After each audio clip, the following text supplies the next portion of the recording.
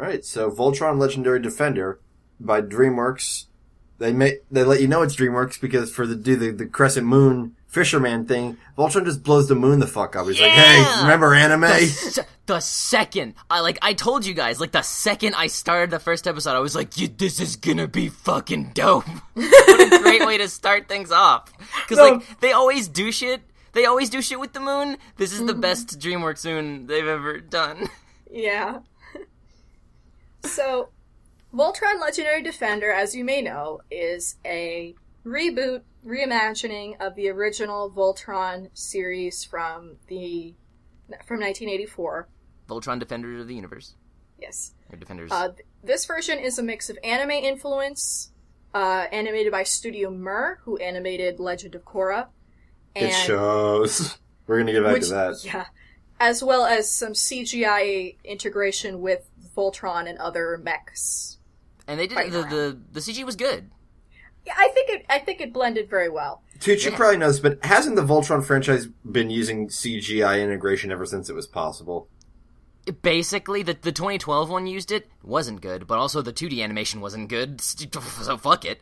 But I think those are the only two. I don't know if they did a third one after the original dub of Go Lion.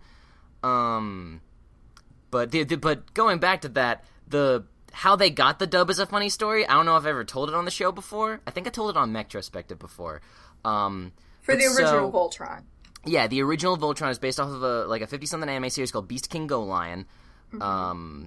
And then, like, for later seasons when they were really reaching, they got some combiner mech called Armored Fleet Dairuger, and then they made that, like, a lot of people call that, like, quote-unquote, the Cars Voltron, because it's made up of a bunch of vehicles, and, like, nobody gives a fuck about that Voltron. I'm on the Voltron wiki right now, and there's something called Voltron Vehicle Force, and the picture, it's fucking Optimus Prime! And so like I was saying earlier in the show, the producers, they didn't have any means of translating this, so they just sort of, like, guessed the plot, new dialogue, edited out all the cool, super awesome violence. I mean, it was the 80s, there wasn't that much. Yeah. And the series was a hit, but they originally wanted to adapt a totally different combiner mecha anime called Future Robot Daltanius. And when the studio asked Toei Animation for master cuts of the show, the producers requested quote unquote the ones with the lion because Future Robot Daltanius is like he's like a normal looking robot, but he's got a big lion on his chest. So they didn't fucking know what the show was called. So that's all they could ask for. So Toei was just like, the fuck, what are they talking about? Send them Go Lion. And they got Go Lion, and they were like, well, I mean, we don't fucking know the difference. Just go with this one. It's like that Mitch Hedberg joke about Pringles. Like, they were a tennis ball company. Cut them up. And then they sent them they sent them potatoes instead of rubbers. Like, yeah, cut them up.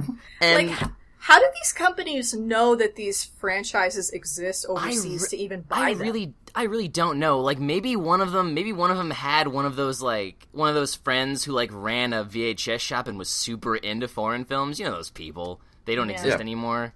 I guess they're me now. And, like, so honestly, like, I looked into Future Robot Daltanius. It looks even more by the books, whatever mecha than Voltron, because Voltron Go Lion is not a huge hit in Japan. I mean, I'm sure it's popular and well known. It got into at least one Super Robot Wars game, but it's not like a heavy hitter. Yeah. But over here, it's a household name. And I watched the first 6 episodes. This isn't necessarily a spoiler because it has nothing to do with the show. The show we're talking about, and also it's from the 1980s, and also you'll never watch it. Although it is available on Crunchyroll and Hulu, I think. I know it's available on Crunchyroll. Huh. And it's pretty dope. The original subs and everything, not the awful dub where the Lance character was named Sven, and he had an atrocious Swedish accent or whatever. Yeah, we'll get into all that. And yeah, my physics teacher in high school, my senior year of high school, had a Voltron poster in the classroom. But yeah, I think it worked out, because also Voltron's design is much more marketable. It's all color-coded, and it's got a theme going. Daltanius is just like a mishmash of different mechs that don't go together to make a man with a lion on his chest. Yeah, Voltron's very toyetic. And you buy, 5 toys, and then you get a bigger one. Apparently in 98, there was an all-CGI Voltron. I'm looking at a screenshot of it. I think I vaguely remember that. Voltron, the third dimension. Oh, yeah, you're right. Here's the thing. Listen to the cast. As we got Kevin Michael Richardson, Billy West as Pidge, Tressa McNeil, but also Clancy Brown and Tim Curry. What? Well, Tim Curry was doing every cartoon in the 90s. He was King Alfor and Prince Lotor. The latter one, I don't know. Prince Lotor hasn't shown up in this show yet. I'm hoping that he does, because he seems like an interesting character. Is that Alora's brother or something? Or no, that's Prince Lotor is the evil emperor's son. Oh. And he has the hots for the princess. Of course. Huh. Voltron Force looks like a Nick Jr. show. Yeah, no, it's bad. Just like the way that this promotional art... It's like all the lines on a solid yellow background. Yeah. But so the 6 episodes I watched, they actually gave a backstory to the Voltron mech. I mean, they did say that it's so ancient that nobody knows who built it, but it used to be a fully formed robot sentient demigod like deity that just flew across the galaxy, challenging powerful creatures to combat and killing everything just to swing its big dick around. And then it had no one else to fight, so Voltron just freaking pointed his sword at the goddess of space. Basically God. Yeah. And so God was like, "Hey Voltron, you're being a dick. Now you're 5 lions. Deal with it." and threw them off into the galaxy. And so basically the pilots of the show are very just standard shonen, character tropes, archetypes and whatever, and they just sort of exist as far as I know. But Voltron has an arc, cuz Voltron learns to fight for justice and good stuff. And then I think at the very end of the series, the goddess comes back at the very last episode and is like, "You good, thumbs up." But also at the 6th episode, the character whose Shiro is based off of fucking dies. Yes, I did read about that. Apparently the scene that Shiro has with Haggard. Yeah, the witch. Haggard. Yeah, Haggard. It sort of mirrors his death scene. You're right, it did. I was thinking of that, and I was like, oh man, this must have made people who know about Go Line shit their pants. Alright, so as far as this adaptation, how did this get made? It's not super a lot. I mean, DreamWorks had owned the Voltron franchise for a while, and they sort of just kind of put it on their plan along with Troll Hunters and all this other shit. That just developed some cartoons. They were talking about a movie for a little while. Yeah. The show is developed by Lauren Montgomery and Joaquim Dos Santos, who both worked on both Avatar and Legend of Korra, as well. And then there's Tim Hedrick, who does most of the writing. When it came to how they were going to approach this project, Dos Santos said that we like to think we're not making the show we watched, rather the show we remember watching. Yep. That's very good, because, part of the plan is, guys, in order for this to work, you gotta keep that cat in the box. Don't watch the old show. I've got some documents. They color code the pilots, give the lions the same colors, basically, and then don't give them the right lions. Yeah. Keith's character... Red pilot piloted black lion, black pilot piloted red lion, or no, blue lion, blue pilot piloted red lion, Pidge got green, thumbs up, and then Hunk got the yellow lion, but his uniform was more orangish. And then when Shiro's that version died, the princess got a pink uniform and piloted the blue lion. Yeah. Which is pretty cool, but I heard she was bad at it? That's dumb. Yeah, when I was looking at the toys, because I love toys, I was so confused. I was like, why is the pink person piloting the blue lion? So that was the first thing they fucking fixed. So, from what I managed to gather, this show takes from both the dub and Go Lion. A lot of the 'cause names are from Go Lion versus the dub. Like Shiro's name, Takashi Shirogane was the original protagonist. The original Keith. The original Keith. Or maybe original Sven. I don't fucking know. Okay, No, so... Sven was blue. Okay, so here... Okay. In the original show, Keith was the leader. Yep. In this show, he's the Red Lion. He's like the aloof bad boy guy. Which you would think that, oh, Red Lion, that's the leader, right? No. This is the only one. Yeah, Anything else, you'd be right. Also, like, the villains take their name from the Go Line series. Though Zarkon was from the dub, that name. It's a hodgepodge. If you're a real big Voltron fan, you'll know where each of these things comes from, but just, yeah, they're sort of pulling from whatever they like the best to make this show that they would like to watch. Which is what you should do when adapting something like this. Yeah. Just take the best of everything. One huge thing they did, along with, fucking color coding shit properly, is reimagine these characters a little bit. Give them a little bit more dimension. Or any dimension at all. Any dimension. Shiro was the quiet, like, Shiro's nickname, like, everybody in the Go Line anime got, like, nicknames that they called everyone. Like, Pidge's name was Chibi, which means, like, tiny. So that's what they called him. But then Pidge was Shiro's... extremely small. Well, Pidge was even and he younger. can jump, like, 12 feet in the air. Like, for this adaptation, they had to age Pidge up and age down everyone else. Wow. Yeah, no, but so, like, after Go Line Shiro dies, like, they're giving his eulogy, and all they can say about him is, because his character type was he was quiet, and he was only there for 6 episodes, they literally say, we'll never see him standing there with his arms folded silently ever again. Stupid. Yeah, so Keith, who is the... Whatever. Keith, it gets a new reinterpretation. Instead of just being that guy, he's a bit of a hotshot, a bit of a loner, whatever. I mean, He's my not impression... awkward. Yeah, we don't know what his deal is yet. I think out of all the characters, we know the least about his deal. Yeah. I really feel like they're saving him for season 2. Yeah, my impression of the characters after watching the first episode was, okay, we got Bolin, we have 1 to 3 Makos, and we've got Izzy from Digimon. Yeah. Turns out Lance is definitely not Mako, but the other 2 are Mako enough.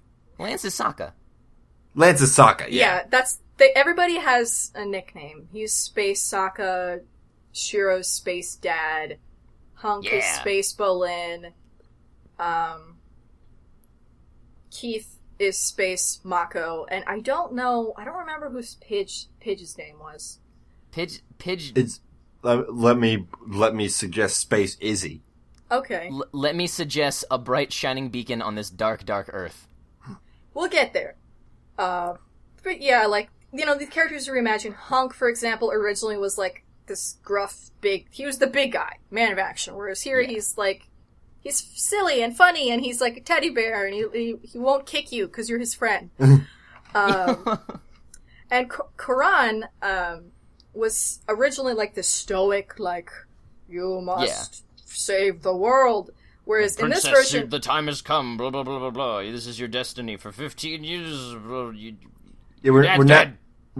Now he's Riz Darby. Now he's Murray from Flight of the Conchords. now he's just a funny man. He's a silly boy with a silly mustache. Space Varric. Yeah, Yeah. They literally and that's not even like a fandom thing. They described him as Varric, like in the interview. Yeah, which isn't that accurate because Varric was a scumbag. Yeah. Oh yeah, no. I think they were just using, branding. They were like, listen. Hey, do you like the other thing we made? Hey, well, we've got some parallels that we'll draw before you do. They marketed it like how they marketed Blaze Blue to Guilty Gear fans. I'll believe you. And I just have 2 more big things that they changed for this series. One is the lines themselves. In the original, they were all the same, basically. In this version, they kind of make them cool in that each line has things that it's better at, has special abilities, has elemental powers. Different builds. They were slightly different. The Red Lion was impervious to lava. Like they each chilled in their element. Like the Red Lion, whenever he wasn't in action, he was just chilling in an active volcano, and then the Blue Lion was at the bottom of a lake, and then the Green Lion was in the forest. But in combat, I'm pretty sure they never really did much other than like maybe fire some lasers. Here's the thing: if the Red Lion was chilling in lava, like okay, then Keith goes to go in and is like, okay, I gotta wait like a while. I can't touch this. Yeah. They literally don't even show. They literally because they have the little hand things that swoosh them down the hole like hangling. I don't know what that is called. I did it at like the Family Fun Center in the '90s a lot. Zipline. Yeah, zipline. Like they zipline down, and then it just shows them getting in a thing, and then it shoots them through a hallway, and then they're in their line. Like, if he's just chilling in a volcano, I don't know how that works. Yeah, they only seem to do that in the opening sequence. But, like, everybody's got, like, special powers. Like, the Red Lion, of course, has, like, a fire beam. It's also kind of a glass cannon, so to speak, in that it's very fast, but, like, not as defensive as, say, like, the Yellow Lion, which is, like, this big hunk of lion. Its main attack is to headbutt things. Yeah, it doesn't even shoot lasers. He it just does a couple of rams times. it into shit. Yeah, I think they all have. I think they all have like tail lasers or mouth lasers. I think Lance has like both. Yeah, Blue Lion is kind of like the basic Mario Kart. Mario. He's Mario. Green Lion is smaller. It has shield on its back, which is interesting. It also gets invisible, because Pidge made it do that, which is pretty cool. And then the Black Lion is, like, best Mario. Yeah. Which, I don't know. I thought that was really neat, especially since Voltron is so toyetic. It's like, you have to give the kids a reason to want to buy all these toys, and just because they're different colors isn't really enough. And also because, like, and also what they added was, like, each pilot can activate a different weapon when they form Voltron. Yeah. I'm pretty sure in the original anime it was just a sword, and now Keith does the sword. Hunk has the big like shoulder-mounted cannon that can just freaking go all across and fire a million missiles everywhere, which is pretty dope. We haven't seen the other ones. We haven't seen the other ones yet. And the other big change. Well, Pidge is the shield, right? Yeah, Pidge is the shield, essentially. I feel like the shield, everybody has a shield, like, on their infantry forms. Yeah, but if you see on the Green Lion, it's on its back. Yeah, but I don't think he gets that from plugging in his Bayard. No, that's different. Okay, yeah. And the other big thing they changed was they made it a more diverse cast of characters. Yeah. In the original Go Line, they were all meant to be Japanese, even if they didn't look Japanese. That's an anime thing, whatever. Of course, in the American version, they were all bunch of white people, but here we've got some ambiguous races going on. For example, the princess going on. The princess isn't just like a blonde lady. She's pretty interesting looking. They designed this alien She's race. An alien. Yeah. And she's voiced by a black woman, Kimberly Brooks, who's Doc McStuffins. Oh, dope. Yay! And the other characters too, like Lance isn't super white.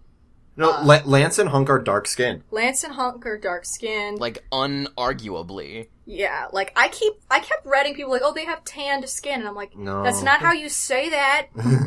Tanned implies this was a change to their original skin. Like, that's just what they look. They're in space.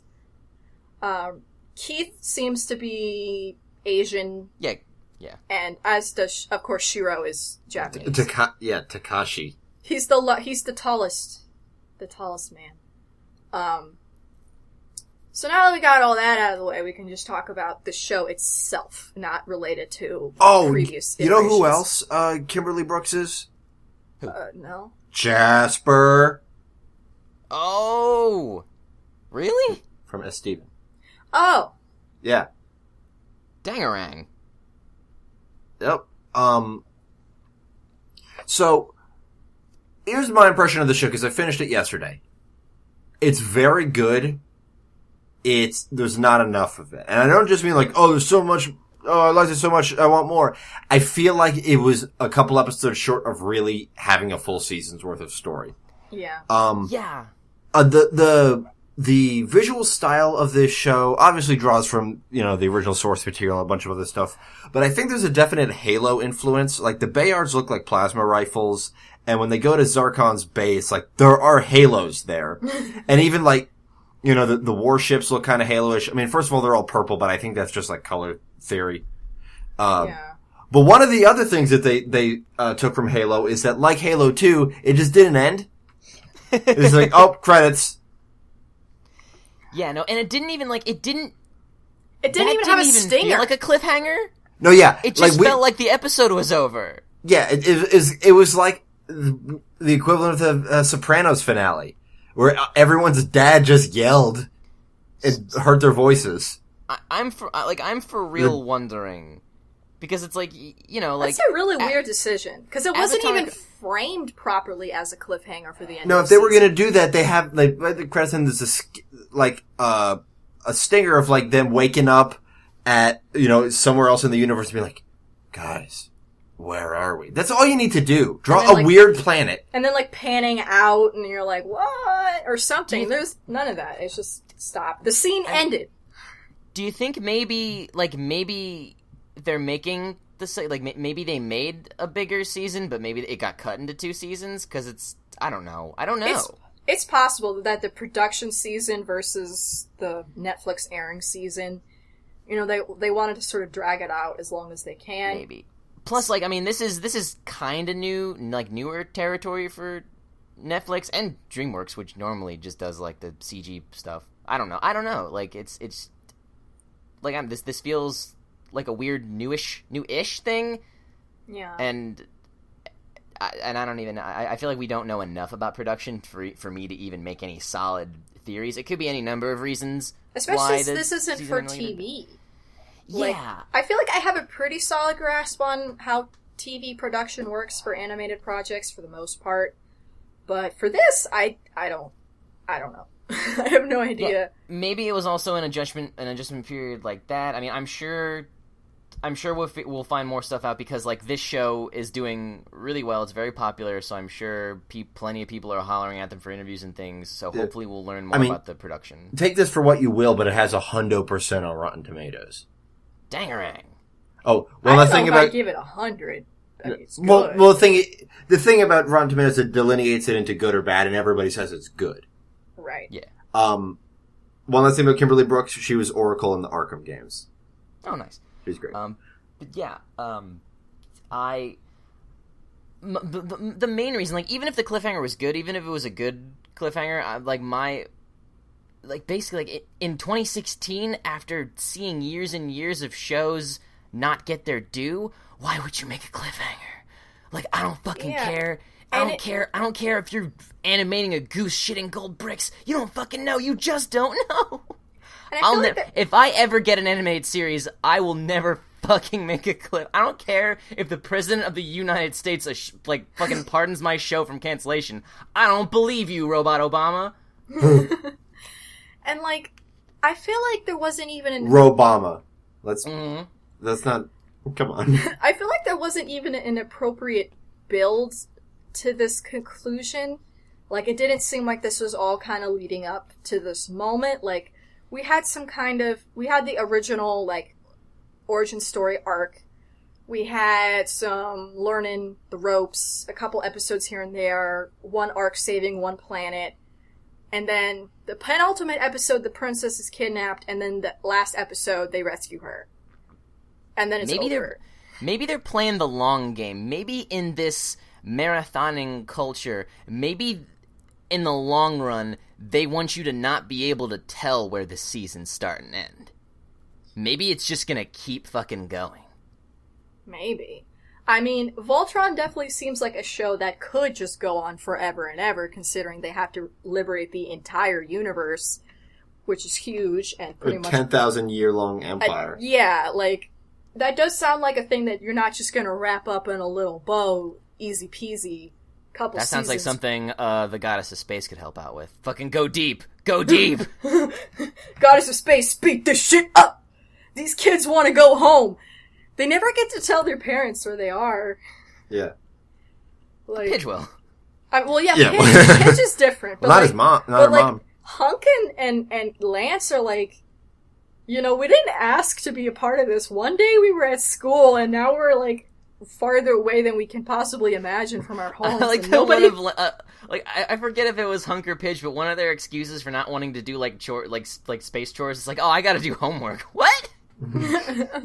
It was Lance. It was Lance. It was Lance in the haunted house episode. Yeah, that was really good. That was a really good episode. Yeah. That one was cool, yeah. So, and like I said, what is there is good. It's just that it feels a little incomplete. Yeah, I feel like it's like almost there. Yeah, like you had 2 more episodes and a proper stinger to that cliffhanger, and this would be a rock solid. Like obviously not flawless. I don't know about rock solid. I'm saying solid. Like this felt incomplete, and just a little bit more, and would have felt rock solid. It's not a flawless show by any means. Yeah, like one thing that took me a while to get used to was the fact that this had a lot of magic in it. I thought there's like a lot of actually like mecha would be like, oh, it's going to be sci-fi bullshit explanations. No, it's magic bullshit explanations. Yeah, it's there's like some, especially in way older mecha. Like 90% of the super old 70s, 80s mecha, they're all weird demigod ancient artifacts from like outside space or like literally like crafted from the gods. It's so weird. There's a mecha just called God Mars. Yeah, but like, the princess has all these magic-ass powers. Magical mice. Magic mice and like... I sort of... You sort of want the mice to be the pilots? Me too. I mean, it's almost like pseudo. It's sci. I think it's like sci fantasy. It's like it's like space alchemy. Like it's magic, but with a science backbone. And aesthetically, I super dig it because it's like it's this big space empire with these big warships and stuff. But then like it cuts to like a bunch of wizards casting spells to power up shit, and I'm like, yeah. Yeah, it does. It does feel like my early imagination games when I was a kid, which always involved sucking energy out of things. The quintessence, like you came up with that idea independently, and then you played Fire Emblem 7. Well, you watched me play Fire Emblem 7, and you're like, oh, that's the name for that. It's quintessence. Yeah. I mean, Zarkon and Nurgle are the same guy. Like, I can't remember the exact example. There was one point where they're like, how the fuck are we gonna get out of this? And Koron was like, oh, it's okay. It's magic, basically. And it's like, I mean, I know this is a story. I don't really care, but like, it's a little sloppy. But I don't know. Normally that stuff doesn't bother me. I don't know why, for some reason, it stood out. It didn't bother me here, but I did feel like the fantasy elements were like at times super hokey. Yeah, like. I mean, Alora's got the hokiest generico elf accent. Yeah, and like, you say something like Star Wars, which is also like a sci-fi fantasy, right? And the magic is the Force, but the Force is like the only magic, right? And it's explained, and there's theories to it, and there's a myth to it. Here it's like all this different kind of magic shit, and you're kind of making it up as you go. Not that they didn't do that with the Force, but I don't know. It was just like something I wasn't expecting.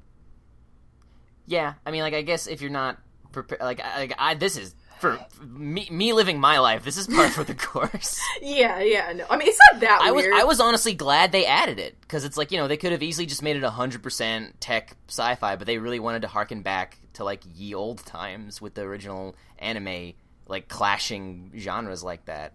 And I think they did a pretty good job, because it's like, yeah, not everything's explained, but also like I feel like that would have in a story that's already like, it's pretty fast paced for what they're trying to accomplish with it. Yeah. So it's like they didn't want to weigh the whole thing down with a whole lot of explication of every little magic. Yeah. It's not that kind of show, and I appreciate it for having that kind of style to it. Like it does have a distinctness to it. Like also, I think one thing that might be tripping people up is that like it looks exactly like Avatar, and especially Korra.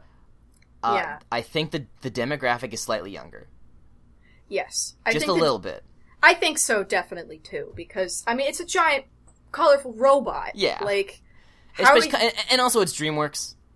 Yes. Yeah. And, I can totally see that. So let's talk about our paladins, as they exist in this story. The first people we're introduced to are Lance, played by Jeremy Shada. Took me a little bit to realize that, not until he started yelling. I realized. Yeah, I realized it immediately. I mean, I read the article saying he was. I mean, we read the article. I knew he was in it, but I'm like, which one's Shada? Is he shown up yet? And then he started looking through the binoculars, and you're like, oh, it's Finney. For me personally, he gives a great performance, but this sort of proved to me like, all right, he's got to work on his range. Yeah. You know.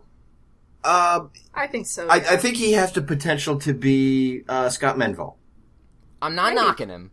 I'm not knocking because he's how old is he? 19. He's 19. He's a teenager. He's still allowed to sound like a teenager. And he's a very, very skilled actor. He's a very good actor. So like he did it.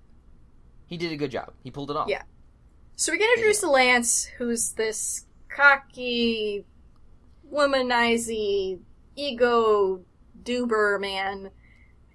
You know, this He's a fuckboy. Yeah, like he wants to be the big man on campus, but everyone's like this isn't like an 80s movie. We're all just trying to go to school. Yeah. No one cares, dude. And his partner's Hunk, played by Tyler Labine, who's, you know, this nice guy who's very prone to motion sickness. And then Pidge, played by Bex Taylor Klaus, who's, you know, the geeky kid, the hacker archetype, basically. Izzy. Just Izzy. Yeah. Is he? Yes, he is. So, you know, they're this bunch of kids. They're in an academy, a boot camp, so to speak, to learn how to be pilots for the Earth Defense Garrison or whatever it's called. Yeah. In this universe, cliche sci-fi Earth Defense Space Military. Like I didn't even attempt to remember the name. Galaxy Garrison. Yeah. You could have made that up. I'll believe you. And on Earth, we've advanced as far as being able to reach the outer limits of our solar system, but we haven't contacted life, we haven't gone beyond, and even doing that takes forever. So, framing this, there's this tragedy that happens on one of the moons of Pluto, where an excavation team goes to try to find evidence of life, and then a fucking alien ship shows up, and they're like, what? Found it! And then they all get kidnapped, and it's this big thing, and the government covers it up, and all this stuff. So, Pidge is really interested about this, wants to find out more. Lance wants to be a rebel boy. Hunk is... He doesn't want to be alone. And they find a alien ship crash lands nearby their school. They're like, we gotta go check it out. So they do. And find this very famous pilot inside the ship. They're like, oh, we gotta go talk to that guy, check him out, blah, blah, blah. And then another dude shows up, Keith, to rescue Shiro. And then they all kind of pile on top and, like, you know, go to Keith's house and talk about what the fuck is going on. And what the fuck is going on is that the aliens are coming, they want the Voltron. The Voltron are lions. There's one on Earth. We gotta find it. Yeah. Yeah, because, like, Pidge was getting, like... Pidge was, like, using satellites to, like, get signals from outside space, and, like, all he could... Like, he had a cute little drawing of, like, what they were, like, it's something called Voltron, and he just drew this scary monster man. Like, I don't know, but the aliens want it, and it's a rude motherfucker. Yeah. Keith is this stoic, quiet... cool type, kind of. The most Mako. He was kicked out of the garrison for behavioral problems, and Lance sees him as a rival. He's just like, I don't know you. I don't care. He seems to have some relationship to Shiro, who is older than them. He is a professional pilot in the garrison. Yeah, he was on that mission. He was on the mission as the pilot. To Kerberos, which is a moon that was discovered 5 years ago. We never really saw a good look of it until last year. Yeah. It's 12 kilometers long. Shit. And you know, Shiro has amnesia. He has no idea what the heck happened, where he is, where his team is, why his arm is a robot, why he has that anime trauma white streak in his hair. but he's got like a super very scared. like, yeah, he's like a very by the books, very like serious like commander leader person. Nothing too out of the ordinary, and so they're like, let's find the Voltron because the aliens are gonna kill everyone. So they find it. Well, and they find the blue line. Yeah, they find the blue line. Yeah. Which is connected to the Lance. And then the blue line takes them all the way to the other end of the galaxy. The lines here, and again, I haven't watched enough of the original or Voltron to know about the lines there, but they're like quasi-aware, it seems. They're sort of sentient. Yeah, that was one of the first things I noticed, is that there were a lot of kind of plot contrivances that existed for the sake of moving the story to fun places. Yeah, it's like, how are these kids going to find these lions? How are they going to know what to do? How are they going to pilot? Oh, the lion's kind of talking to me, guys. And I mean, again, that fits in with the whole mythic nature, like that. Yeah. Like, they're pieces of technology, but also they're older than the goddamn known universe and from who the fuck knows where. So it's very, yeah, I dig it. Yeah.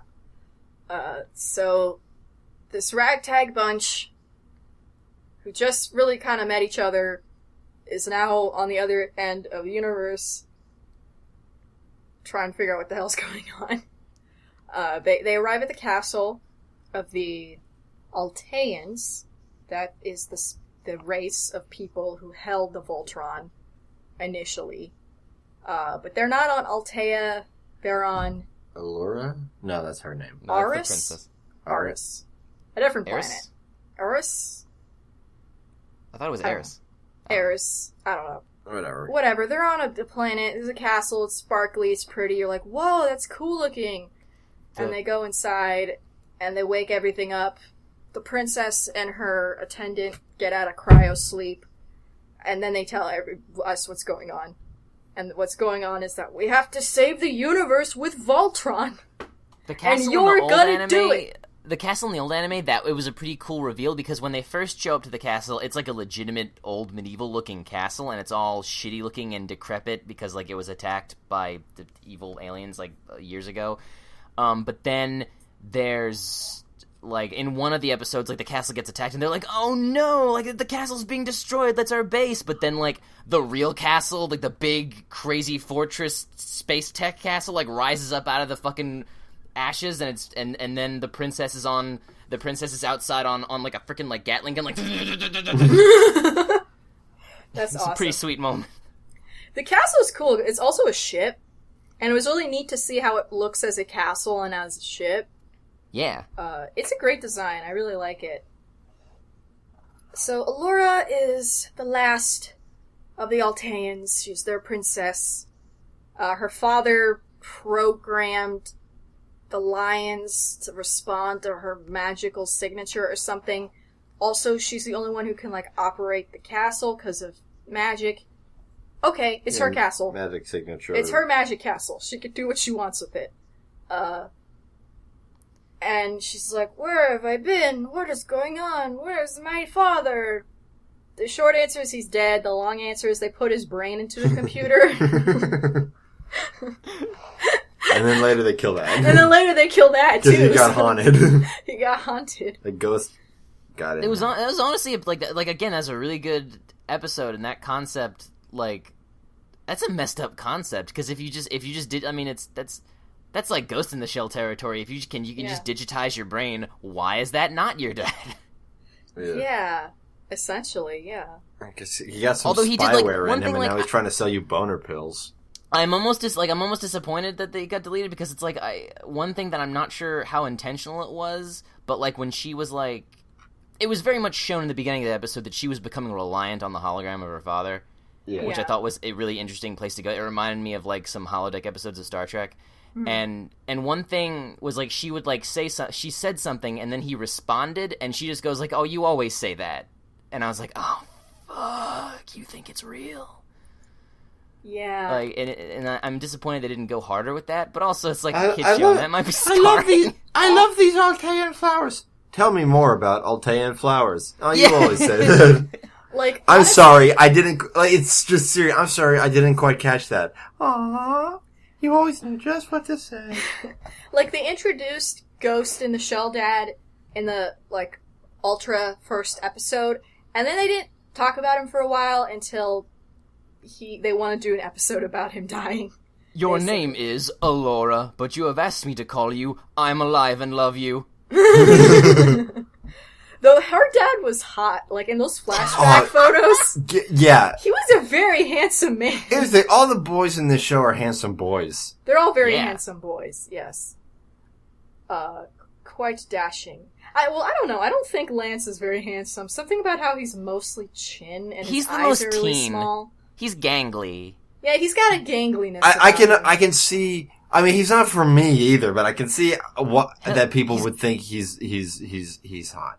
He's gotta grow into his chin. Yeah, he has to grow into his face. Today and his forehead. And I his saw hair a is too man short. while driving who had the most cartoon ass chin. Like he looked like a generic soldier, like background soldier in a cartoon. His chin was so big. Fuck. That's cool that you meant Bruce Campbell.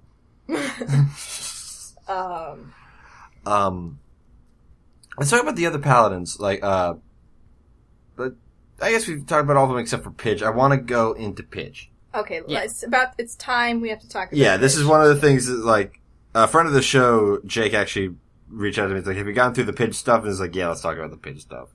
No, what he said was, hey, how far are you into Voltron? I want to talk to you about something in it. And I'm like, you want to talk about Pidge, right? And he's like, yeah. Okay. So, Pidge Gunderson. is, the hacker is,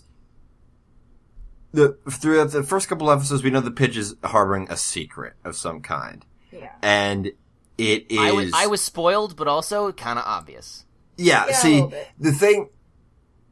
to me, the first hint was, we see a photo that Pidge has of somebody who looks like Pidge and somebody... and then a girl with them. And you think, oh, that's Pidge. And I think Keith said, oh, get rid of that picture of you and your girlfriend. Yeah. And I'm like, that's Pidge's brother, Matt, who was on the Kerberos mission, and Pidge. Yeah. So there's an implication for a while that Pidge might be trans. Yeah. And it is interesting that Pidge takes a while to mention the fact that his family was on the Kerberos mission, considering how relevant it is to everything that's going on. Well, no, like he said that he said from the jump that he was like related to them. Like he always talked about like, where's my? I'm pretty sure, didn't he? I think... I feel like he did it until after the origin episode.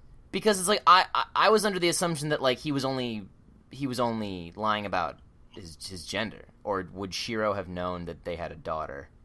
I don't know. Yeah, probably. Shiro would have known. That Hence fucking why long he space figured it line. out That's immediately. fucking And long then, space line. and then Shiro did know. It turned out. Yeah. But the so there's my first theory is like, oh, is Pidge going to be trans? Is that going to be interesting? No, Pidge is a girl who's pulling a Sheik, pulling a Cyber Six, a Mulan if you're basic. It has I a say trope name. I say as if Mulan. I say as if A, Mulan isn't actually the most apt comparison, and B, Ocarina of Time isn't also basic as hell. Yeah. Pidge is presented in the text of the show as a cis girl who posed as a boy to get into the garrison, because she was kicked out for trying to sneak in and hack into everything.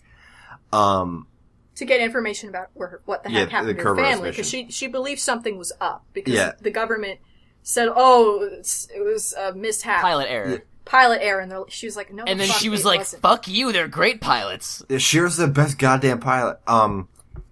And Pidge eventually comes clean to the team saying like, I'm a girl.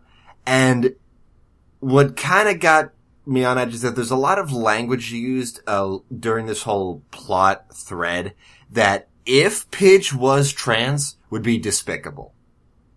Yeah. There's that bit with Allura trying to out Pidge. It's Yeah. like, Pidge is a what?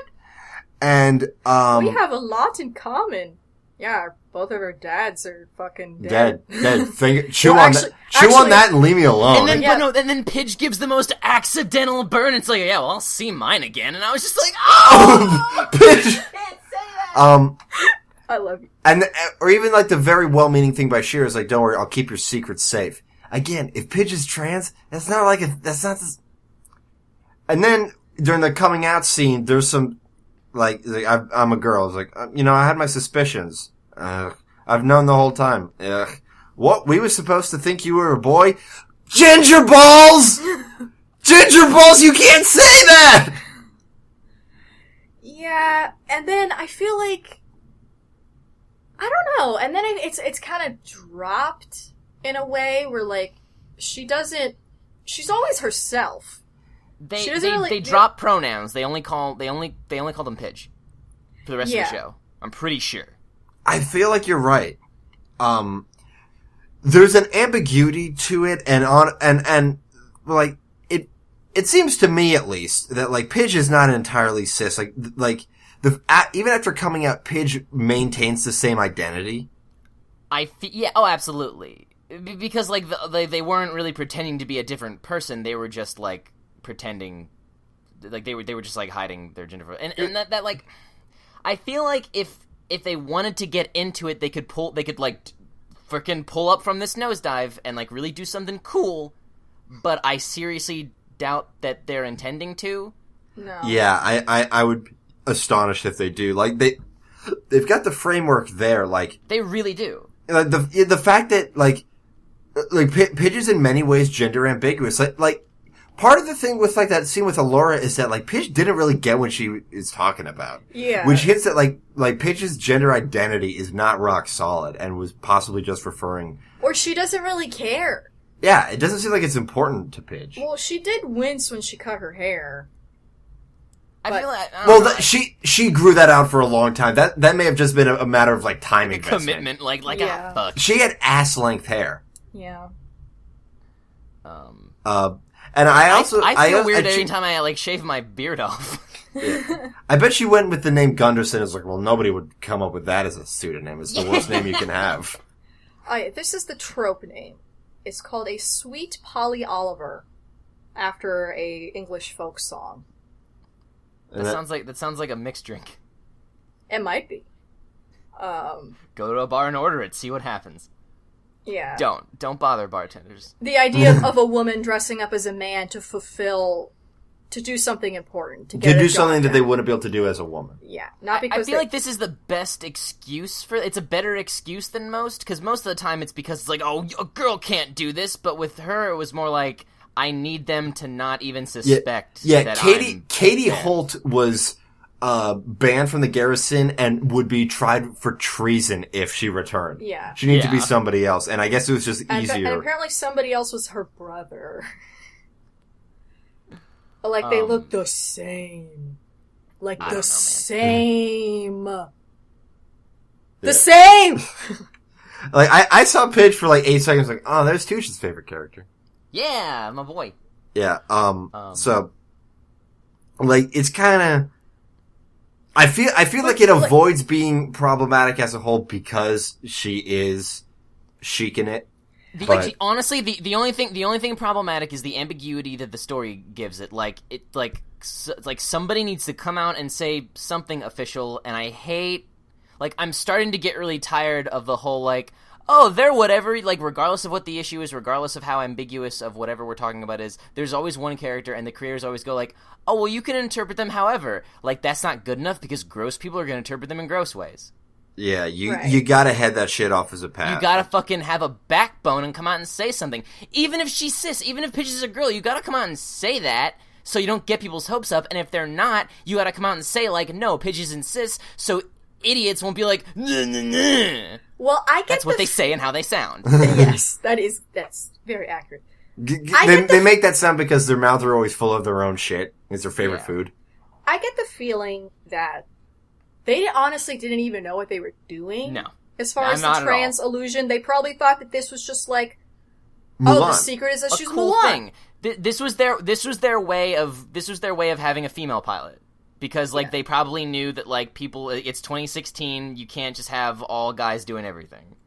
And honestly, there's nothing, she's not feminine. She doesn't gender herself feminine at all. And she doesn't change her behavior or her voice or her clothes or anything. And she's just naturally very androgynous. After she comes out. It, Which is another good thing. Yeah. Yeah. But, it's...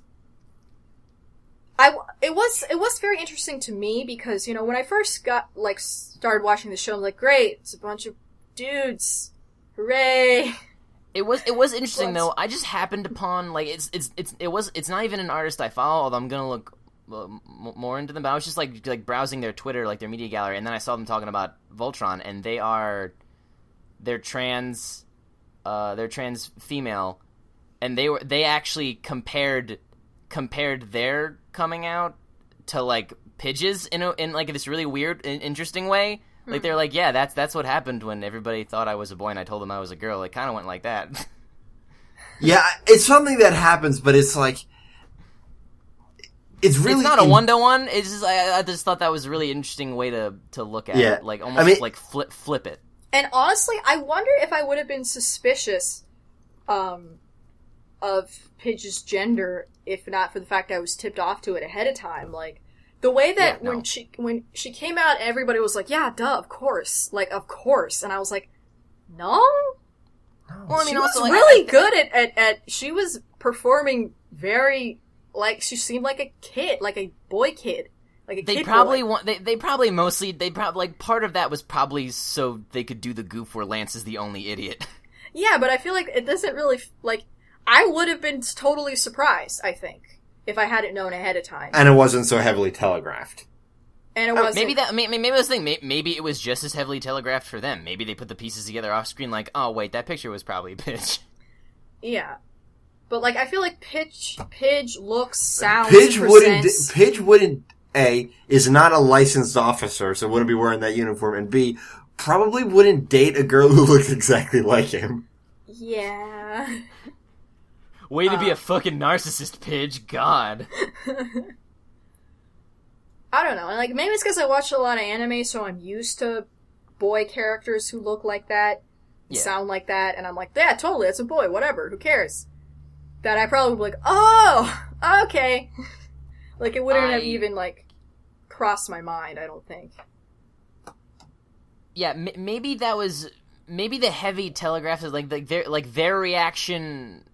was sort of almost an audience reaction because at that point it was pretty fucking obvious. Well, yeah, because so that's what that was. At that point, Shiro was like, Katie, and I'll keep your secret, whatever. Yeah, that was the thing. At that point, it's no longer a secret to the audience unless you're super dumb. I had to rewind it. Or you didn't understand what he said. I had to rewind what happened when I watched it. I had to rewind it. He said, I just feel blah, blah, blah, keep your secret. Wait, what? And, fuck, what was I gonna say? I don't know. I just feel like they probably weren't. It probably wasn't their intention to make this put a more emphasis on this and delve into it more in the second season. But I think if you give a shit about this, you probably should holler at DreamWorks and the people making this. Hey, maybe talk about it. Be cool though. Please be cool. Oh, please. I mean, obviously, don't be me because they've done nothing. They've done nothing egregious. Nothing. I feel like if anything, it comes from a place of sincere ignorance of not really. If they were conscientious about it, it would have been handled differently. Yeah, definitely. So I think they thought they went into it just intending to do Mulan, and then realized that they brushed up upon something different. Yeah. Especially coming I don't know. I just feel man, you came from Korra. That made waves. Yeah, the ending of Korra. You'd think you'd think they would. You'd think that, but for a lot of people, trans acceptance is a whole other step to queer queer sexuality acceptance. Yeah. And I was looking at him okay, so all the other dudes are not white, so the one white dude is actually a chick. That's how they're diverse. Okay. Whatever. It's still I immediately, I was like, okay, Princess Allura is the only lady that I'm ever gonna see, Yay. Or this nasty old druid. Or this. She's cool. She's cool, but she's nasty. And then like, okay, yeah, there's page 2 now. Cool. 2. Yay, I mean, 2. it's a tight cast. Yeah, exactly. And also, like, they are dealing with an older... Like, I'm not excusing it, but it's just like, It's a legacy property. Yeah. When you're dealing with a legacy property, like, it's the whole reason that, like, 90% of the freaking superheroes in comic books are still just white dudes, because, like, before they were 100% white dudes, and you got to keep that brand. No, I mean, I love how they changed everyone's races, and, like, I think it's cool. Because it's like, this is a bunch of colored robots coming together to make a bigger robot that's all the colors. Like, it would be kind of weird if they were all white dudes. So I'm really glad they're not. So the other character who got the most development, or the most, like, backstory stuff is, of course, Shiro. Because he was kidnapped and lost his memory and got a robot arm. He's the champion. He's the champion, the chosen one, basically, like, given to the dark side, whatever nonsense. Conveniently remembering shit that happened to him. Well, he was gone for a year. Yeah. And we still don't know why he banged his head so bad. I guess it was the crash landing, I don't know. Or what was the moment in which his beautiful lock of white hair shot through? Because in a flashback, he had all black hair like a normal person. And now he looks a hideous freak. Now he It's looks... probably because the experimentation, because, like, at some point somebody goes, like, oh, the druids or whatever they're called, like, they're, like, they did shit to you. They were experimenting on you. They had fun with you. So he probably just, like, got hella tortured. Yeah, like, did they, like, cut off his arm? Or did his arm get cut off? By, like, they probably just cut it the fuck off, because, like, it was like a known piece of technology, because that like evil general also had the bigger version of his arm. Yeah. And, like, he probably signed up for that. Yeah, I probably. would. They probably just cut his arm off and then, like, started slapping each other with it. It's like, God, be professionals. I do like that whenever they had the robots, they would, like, high five with the robots body arm and stuff. That's another great kids cartoon contrivance that they keep in this show, like that everybody they have to kill is a robot. Yeah. Yeah, But then either a robot or a monstro. Yeah, but then they were able to weekend at Bernie's them. Yeah. Like, come on. During that scene, like, come on, Weekend at Bernie's. Weekend at Bernie's. I'm never gonna watch the movie, so just do it for me now. But, they seem to be building up, like, this parallel between Shiro and Zarkon, because second big spoiler, Zarkon was the original Black Lion. Gasp. Yeah, he was part of the Voltron Defense Force, and he betrayed Altea and fucked everything up. Which does kind of make sense in retrospect why they're like, oh, we can't let, the fucking Zarkon get this Voltron, and I'm sitting there thinking, like, I thought the Voltron picks who pilots them, so can't the Voltron just be like, no, we're just gonna sit here? No, and then, like, 2 pistons in the cockpit just come out and just smash him. Yeah. But actually, no, like, this dude can control the Voltron because he has been picked by it before, and that's why the Black Voltron was only able to get released after they had all the other ones, because that was the one they needed to protect the most. Which at first just sounded like a video game thing to me. Yeah.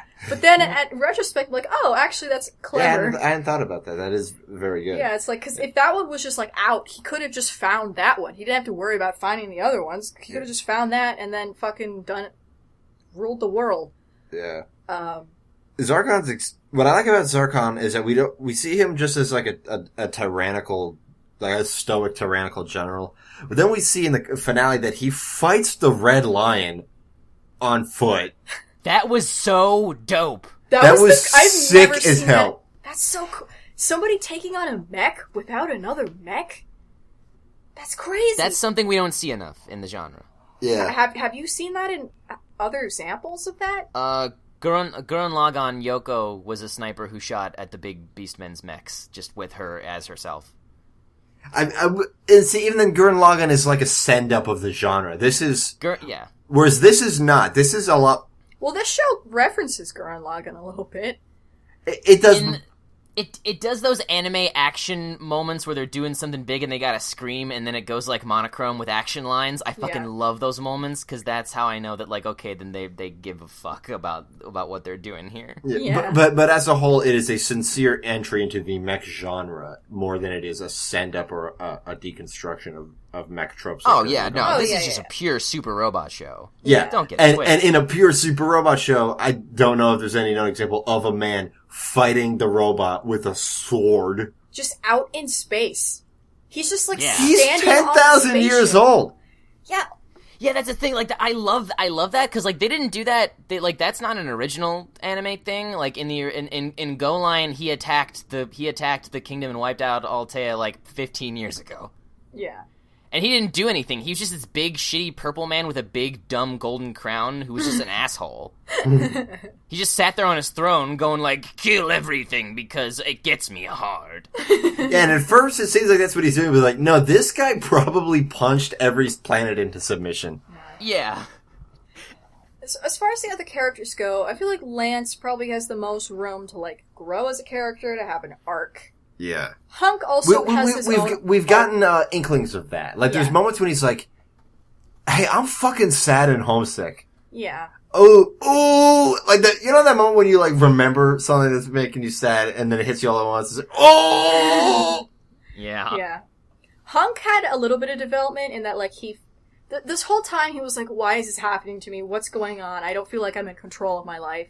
And then when he gets to Balmera, it, like, clicks for him, like, what it is that he's doing and why it's important. He fell in love with a Goron. Yeah. He's like, nah, I gotta do this. Take this responsibility. You guys, I gotta save my rock girlfriend. And Keith... Listen, guys, you've seen Steven Universe, this is the thing now. Everybody's gotta have a rock girlfriend.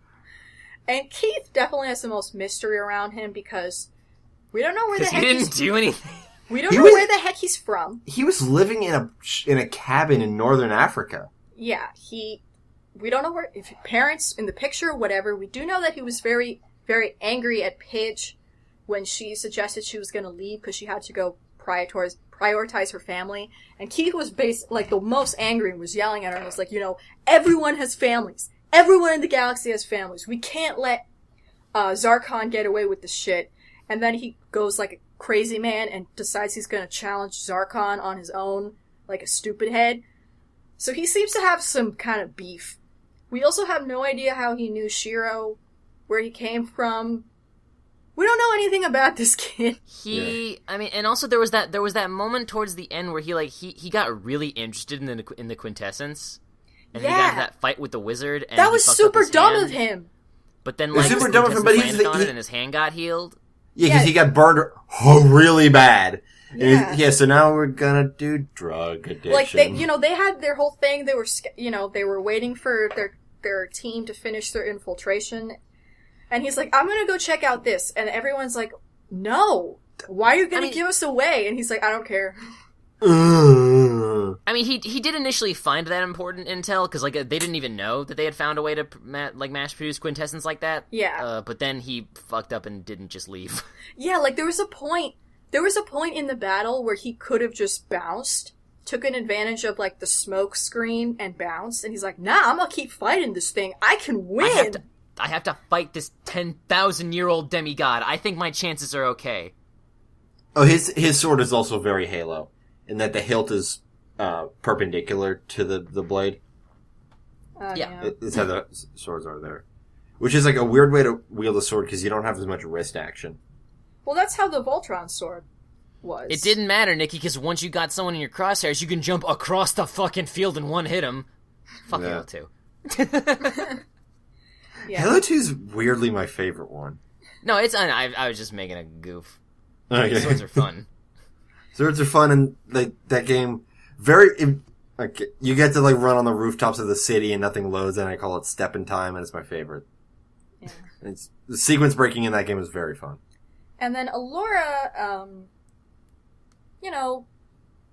she's kind of a cross between, like, Princess Zelda and Princess Kida from Atlantis. Yeah. And, she's got a similar deal. She's similar color scheme to Kita. Similar color scheme. Like, she's got to take charge of this entire civilization that's dead and save with its the world. crazy techno magic. This crazy techno magic. I am definitely really interested in her and her development because obviously, like, because they come to a crossroads where it's like, oh yeah, they want to reference the original show, but in the original show she was a pilot, but also in the original show she was fucking dead. So like, how are they gonna do that if at all? Because if they don't, I feel like it's almost the issue is in a way if they don't make her a pilot or at least have her do something to that equality, then they're gonna have a point against them compared to a shitty 80s cartoon in terms of like progressive female characters, and that's not a good thing to be able to say. Well, she about does your a show. lot. Like, she has 2 outfits. She has her princess outfit and her it's time to get shit done outfit. Yeah, I mean, that's very true. She controls the entire ship, which isn't just a ship; it's a weapon. And then she did have that one moment to shine where she's like, "Oh, by the way, I'm part of a chameleon type race, and I can change the way I look. And I'm apparently super strong. Also, I'm She's the a strongest." Skrull. Yeah, which is very out of nowhere. And Nina, that was Was the there a thing. Like, point that at was which the that thing would that have broke helped me. them? Like when Nina was talking about with her with the techno magic, that was made me go like, why? Like, girl, Why and for how come? girl, you could have mentioned that earlier or used that earlier or something, What? Yeah. Yeah, and like, it's kind of a thing, like, she's like, yeah, I'm gonna do this mission because, like, I'm the best one to infiltrate them. Yeah, sure. And I'm gonna fuck it up. Well, okay. And it's not like she got, like, they could have just ran into the fucking pod. Those 2 fucked it up so bad. Like, they That was decided very they were gonna, contrived. they prioritized shutting the door all the way over actually just running in the pod.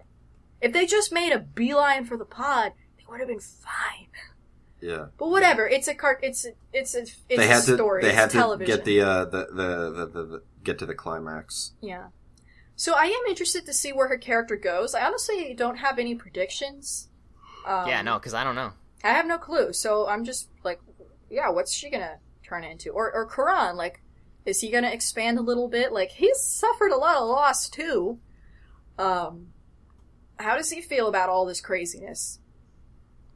So, yeah. I'm excited, and I really wish this was one of those shows where season 2 was already announced before it even aired, because now I'm just like, oh. Yeah. I'm like, I don't know. Anything could like, happen or nothing. Exactly, anything could happen. You don't cliffhang. It's 2016. Stop cliffhanging. You never know. Because I thought it was like a perfect, like, oh, this is great, like, season finale thing, because it's everyone's separated and they're each going to go to their own world where they have to confront, like, some part of themselves or their insecurities or their past or whatever. Either thing, because they didn't do that stinger, if they don't get a second season, they can be like, oh, everybody died. I mean, hey, like, the universe, like, hey, listen, the universe has been doing fine for 10,000 years. Just their taxes are high. And they don't get to see the sun. Yeah. It's gotta go up real good. Look up the hole. You guys are being difficult. Look, we live in, like, we work in, like, the core. Like, they only give us one lunch break. It takes longer than your lunch break to get up to the surface. It's really inconvenient. Look, me. I did really like the idea of the Balmera, like, the idea of a planet as an organism. Yeah. I think that was really cool. And I think it was really neat, like, how they're like, guys, we can't destroy everything. There can't be collateral damage because it's alive. You That's guys. another thing I want to bring up. The monsters they fought on the Balmera. I want to imagine the druids in R&D. Like, is there a way we can make it not look so goddamn goofy? You said that was in reference to something, Nina? I felt like the second monster had a couple of things that was similar to its arms. Kind of reminded me of the robots from Castle in the Sky, but it also has a little bit of the angels from Evangelion. Mm-hmm. Oh yeah, absolutely. Oh, yeah. There were some Eva vibes there. Yeah, the crest on its head, like the horn. Crest. Yeah. Well, it's just like its general aesthetic gave off an Eva vibe. Yeah. Ava, yeah. But the arms, the way it hunched over the lasers, kind of reminded me of the robots from Castle in the Sky. Yeah. But yeah, I mean, it was kind of a neat monster. It was quite a powerful thing. And that's another thing. From what I understood about Voltron, the original show, once they formed Voltron, the day was saved. Yeah, that was it. Because you just bring out that sword, and then that monster of the week is over. No, but in this show, Voltron isn't that powerful yet. Well, they need to learn. They need to access their fighting spirit to unlock the potential of Voltron. Yeah. Because right now, Zarkon's sword could probably destroy Voltron. Slice Voltron in half like a hot butter. Yeah, they would do that samurai anime run at him thing. Well, he was able to separate Voltron just by influencing the Black Lion. Yeah. Yep. That was crazy. Terrifying. I mean, hopefully, like, Allura will, like, mention that now. Oh, man. Climax is going to be him going toe-to-toe with Voltron. Oh I hope so. Just on foot. Yeah, on foot. What if he gets big? What if he gets big? No, I want him to be... I want him to Shadow Colossus this thing. I want, like, Voltron to go to punch him, and he punches back, and they do, like, that... The impact where both punches stop. Yeah. Yeah! Oh! Well, it helps that his Bayard can just be anything. And possibly because he unlocked its potential. Well, yeah. Well, see, that's the thing. Like, it's like, sorry, Shiro, you don't got a Bayard. Well, figure it out yourself. Because the original owner still has it. Yeah. Good thing you got this horrible mutant robo arm. I'm gonna go eat something. I'm gonna eat some goo. You brood it out yourself, man. I can't do this. I'm gonna go goog it up. With a creme brulee. Go talk to a dude in a frozen capsule and have a crisis. I'm gonna goog it up. Oh boy. He did kill that guy. He killed that man. Yeah. He fucking killed him. Also, it's weird that you could just press one button once to eject him into space. You would think that there would be like some kind of override. Like, are you sure? At least a latch that you gotta open up like a fucking fire alarm. They didn't have those safety regulations 10,000 years ago. Before OSHA. Yeah. Like, that scene also felt a little contrived to It felt a little forced. It felt like you weren't weren't there yet. No, I'm not like you. And it's like, we haven't had any indication that Shiro is bad at all. It's not like he sometimes loses his temper or something. Like, he's a very composed fellow. Yeah, this isn't Batman Joker shit. Like, yeah, I feel like they really, and even that's contrived. We're going a little quick with some of the plot points they wanted to get to. Yeah. But I'm sure the second season will be a lot stronger. Yeah, definitely. Because, you got to dip your toes in. You got to figure out what you're doing. Hey man, could you imagine if the second season looks even better than this? This is very well animated. I'm sure it's gonna, because the only thing I can assume is they just didn't have the budget because the talent's there. Oh yeah. And the budget is not there. Like, the budget, it looks good. It's not Korra's budget. Well, early Korra. Yeah. Yeah. Yeah, but no, it's a good looking show. It looks good because it's like all the key animations there, all the posing, all the cinematography, all it's there. But there's a lot of quick frame by frame tricks and shit. Like it was like I was saying when we talked about the trailer. There's a lot of fours. There's a lot of, I don't even know the names for everything because I'm not academically trained in this shit. But yeah, I feel like they really fucking banged it out of the park, but they weren't given without an unlimited budget. Yeah, I feel like now that they sort of have their structure, they've kind of done the work of establishing where they're at. And also, they don't need to spend the time and money making the transformation sequence again. That's true. That's just CG just gets easier the more you do, the more assets you get. Yeah, pretty much. I think that they or anything vector based too. Yeah, I feel like they'll be able to flex their muscles a little bit and. Yeah. I mean, I think part of it is because they're trying to balance between a younger skewing audience and also more people who remember Voltron. And people who remember Voltron and an audience of the same age of the protagonists, let's say. And people who know that they're coming from Korra. Yes. So it's kind of hard because with a younger skewing audience, you can simplify things much more. It's usually better to do that than to bog them down with jargon and stuff. But, as we, tote on this show. You can definitely have sophisticated storytelling on a show for kids that's resonates with them totally and completely. So, like, I don't know, I feel like they just have to, like, push it a little bit. Like, I feel like they're on draft 9.5. I feel like, I mean, they're definitely doing something really, like, new and fresh and interesting. But Definitely. even with that, they're also, I feel like, you know, like, playing it safe, not in a bad way, but in a let's not blow our whole load immediately way. Yeah. Let's just establish that, hey, we can make an entertaining Voltron show that's good, actually. Yeah, and like, now we can fucking knock it out of the park. And the reason why I'm being so critical is because I see so much potential. Yeah. Yeah, same, absolutely. What's there is very good. Yeah. It just needs a little pushy push. Needs a little push it off the cliff, and let it fly. Oh, okay. Lions. Flying All right. lions. Oh, here's the thing. That bit where they had to, like, with that whole training montage where they had to pull up at the last second, that whole sequence is pretty great. Yeah, that was pretty funny. And the Lance and fucking, Keith just freaking ate it. and the cheerleading thing, like, okay, if we stack ourselves on top of each other. And then it's like, Punk's like, I thought it was the head last time. I thought we get the switch. You said I'm a leg. I was saying a lot of things. Oh, here's the other thing. If they're not really lions, they're lionesses. That's true. They don't have manes. Also, this ancient race that created the lions, They had them. they had lions. Maybe that. I guess their lions were different and bald. Well, maybe our lions came from their lions. Maybe they're more like mountain lions. Yeah, maybe. Yeah, like.